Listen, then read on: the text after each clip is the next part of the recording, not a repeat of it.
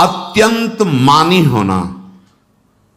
जहां आपके प्राण कमजोर होंगे, पुण्य नष्ट होगा, आयुश्री सब नष्ट होना है, ऐसे आचरण करवाएगा गुरुजनों के साथ, महापुरुषों के साथ। ये बहुत नीच प्रवृत्ति है। अत्यंत मान प्रियता, मुझे सम्मान मिले, उत्तम प्रवृत्ति है। सबको मान देना, स्वयं अमानी रहना। चौथा, दान देने की बात कह के मुकर जाना या दान देकर पश्चाताप करना। दे दिया है, बहुत जल रहे हो, दूसरे से वार्ता कर रहे हो कि पता नहीं क्या यार बुद्धि में हो गया, हमने उसको इतना कहा था, उतना दे दिया, क्यों दे दिया, ऐसा ऐसा, मतलब अंदर चिंतन करना, क्यों दे दिया तो दिया। इसके बाद जो आपका ये जलन हो रही, पश्चाताप, सुकृत नष्ट हो रहे हैं। दान देकर पश्चाताप करना या दान देने की बात कह के मुकर जाना। जैसे आपने कह दिया आपको इतना इतना ऐसा, अब आप मुकर गए, ब्याज सहित तुम्हें देना होगा, ये तुम्हारी दुर्गति का कारण बन जाएगा। ऐसे ही नहीं बोलना चाहिए, बहुत होश से। वाणी एक अमोल है, जो कोई बोले जान, ये तराजू तौल के तब मुख बाहर आन। पांचवा, अत्यंत कृपण होना। ना परिवार को सुखी कर पा रहा, ना अपने को सुखी कर पा रहा है। एक एक सिक्का बैंक में जो मर गया। धन की वास्तविक गति यही है कि अपने परिवार को खूब उसकी अनुकूलता प्रदान करो, उसमें से कुछ हिस्सा किसी ऐसे को जिससे तुम्हें बदले में कुछ लेने की भावना ना हो। कोई साधु महात्मा, गाय, पशु पक्षी, किसी भी जीव बीमार है शरीरधारी, उसके जिससे कुछ कभी लेने की भावना ना हो, एहसान की भावना ना हो। शो धन धन्य प्रथम गति जाकी, धन्य हो गया उसका धन। अब वो कृपण का धन किसी काम में, ना स्वसुख, ना परिवार के सुख, ना धर्म कार्यों में, व्यर्थ जीवन चला गया। उसी धन का चिंतन करना, उसी का संग्रह करना और उसी की रक्षा करते करते शरीर छोड़ देना। तलाओ धर्म, अर्थ, काम, मोक्ष। और जो बालक, स्त्री, पागल, असहाय, जो इनकी रक्षा न करके इनकी हानि करता है, दुर्गति निश्चित है।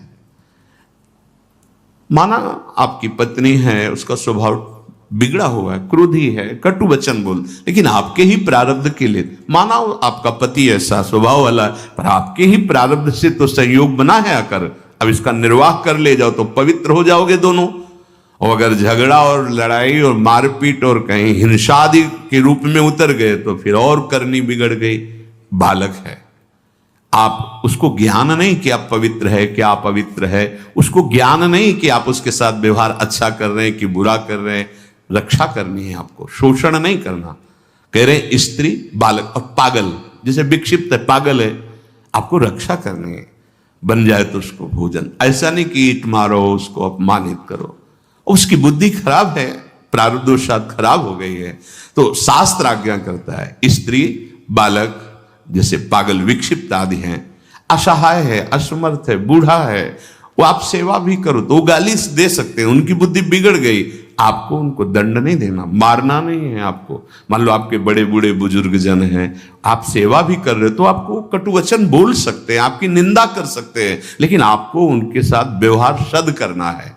अगर आपने इन दोषों को स्वीकार किया तो निश्चित आपकी दुर्गति होगी, ना इस लोक में आपको शांति मिलेगी, ना परलोक में। इसलिए इन दोषों को बार बार सुन करके और हृदय में जांचो कि कहीं है तो नहीं। अगर है तो सत्संग, भजन बल, भगवत प्रार्थना के बल से इन दोषों का त्याग कर दो, जीवन मंगलमय हो जाएगा। से अगर अच्छी क्रियाओं को देख रहे हो कि प्रभु करा रहे, तो बुरी क्रियाओं का संकल्प ही नहीं उदय होगा। अहम गलित हो गया तो अहम में ही तो सारे विकार रहते हैं। हर समय प्रभु के सामने कृतज्ञ रहो, कितनी कृपा, क्या हमसे लेना है आपको, आप तो पूर्ण काम हो, हमें इतना दुलार कर रहे हो। बलिहारी प्रभु, वो बार बार मन उनके चरणों में लौटता रहता है। प्रभु का विधान सर्वज्ञता से पास हुआ है, वो खूब आगे की, पीछे की, मध्य की, सब बात सोच करके उन्होंने आपके लिए विधान किया है। पहले से उन्होंने आपका उस समय मंगल विधान सुनिश्चित कर दिया है। कैसी भी परिस्थिति हो, कभी ऊबना मत, घबराना मत, अधीर मत होना और अपने भगवत विश्वास में कमी मत आने देना। कैसी भी परिस्थिति हो, यह जरूरी है। उबना मत। बहुत हो गया कष्ट सहते सहते, कितना सहूं। नहीं, ये अगर ऐसा आ रहा है तो भी आप भगवद आश्रित नहीं हुए। नहीं, ऐसा आ ही नहीं सकता। बड़ा आनंद आता है, कष्ट में बड़ा आनंद आता है। पूरा का पूरा मन, इंद्रियां केवल प्रभु में होती, क्योंकि कष्ट में कोई विषय की इच्छा तो होती नहीं। किसी को भी भारी पीड़ा है तो सब उसी में होती। जिसने अभ्यास किया है भगवत चिंतन का, आश्रय है प्रभु का, तो कष्ट में भाग के कहां जाएगा? उसी में तो एकदम तन्मय हो जाता है मन, इंद्रिया। इस तरह हो, उनके भरोसे पर कभी कई बार चर्चा की है प्रताप राय जी की। बचपन से भजन परायण थे,